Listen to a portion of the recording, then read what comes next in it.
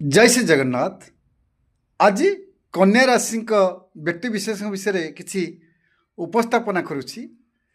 गोटे कथा मन रखि कन्या राशि व्यक्ति विशेष सुंदर देखा जाती गठन ता सहित से बहुत मिष्टभाषी एवं जहाँ सहित थरे मिसिबे से लोक तांको मनरू केबे भी बाहर करें ना।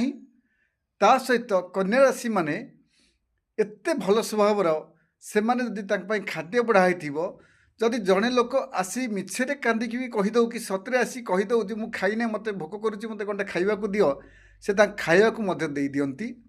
ता सहित से अत्यंत माने भल लोक कैटेगोरी लोक किंतु गोटे कथा तांकर होची नेगेटिव। से माने समय परिस्थिति नहीं कि एमिति मिछ कथा कहिबे जाहाकू केही भी जानी परिबे नाही, समते विश्वास करि जिवे। किंतु सबुठ भल जिनिस होची से माने भारी हृदयस्पर्शी कथा कहती।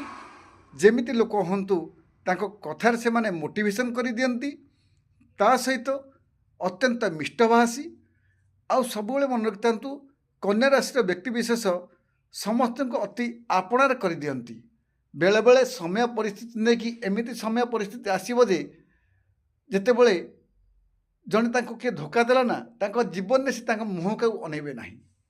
तेबे कहियार मुख्य जिनस होची कन्या राशि व्यक्ति विशेष माने बहुत भल चरित्र मनीष से माने। किंतु तांको सहित जदि किए धोखाबाज काम करती किंबा धोखा दियंती किंबा तांको सहित सुसंपर्क रखिया को चाहती नहीं, थरे जदि से जानीगले तांको जीवन में से तांको सहित केबे भी आउ मिसिबे नाही। तेबे कन्या राशि घात चंद्र होची आपणकर मिथुन चंद्र एवं घात दिन होची घात बार होची आपणकर शनिवार।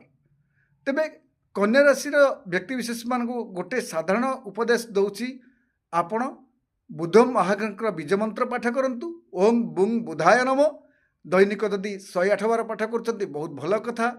नचेत आपण प्रभु विघ्न विनाशक प्रभु गणेशंकर बीज मंत्र पाठ करंतु। ओं गंग गणपतये नम।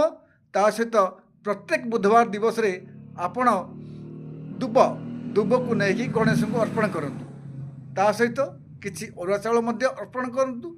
जदि आपणकर देखिबे यही काम करुछंती कन्या राशि व्यक्ति विशेष मानकर निश्चित रूपे मंगल हब।